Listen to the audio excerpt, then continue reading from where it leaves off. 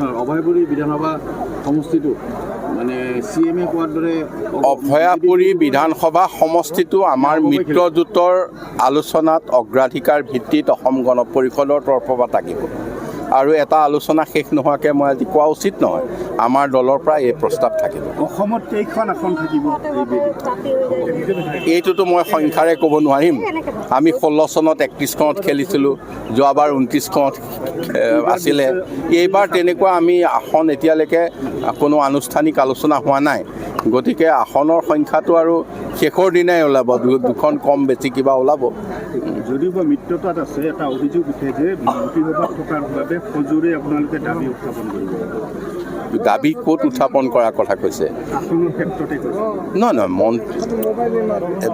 সিটো মন্ত্ৰীসভাৰ দায়িত্বটো বেলেগ, দলৰ দায়িত্বটো বেলেগ।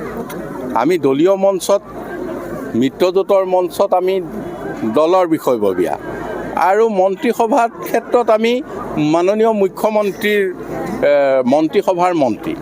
গতিকে আমাৰ দুইটা ভূমিকাই সবল। ছাৰ, যিহেতু ভূপেন বৰাই আজি বিজেপিলৈ গমন কৰিলে আৰু এই সময়তে NDAৰ শক্তি বৃদ্ধি হ'বনে ভূপেন বৰাৰ আগমনে?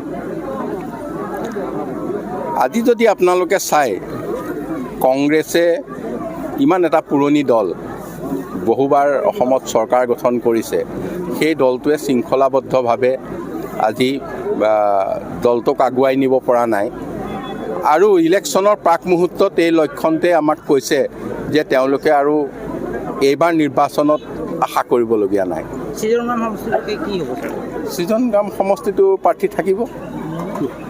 আমিও বিচাৰিম মিত্ৰজোঁট বিজেপিয়ে তৎপৰতা আৰম্ভ কৰিছে অভয়াপুৰী সমষ্টিত, ইতিমধ্যে যথেষ্ট কাম কৰিও আছে। তেনে ক্ষেত্ৰত নহয়, বিজেপি আৰু AGP দুইটাই শক্তিশালী স্থানত থাকিলে ইয়াত আৰু বেলেগ দলৰ প্ৰয়োজন নাই আৰু।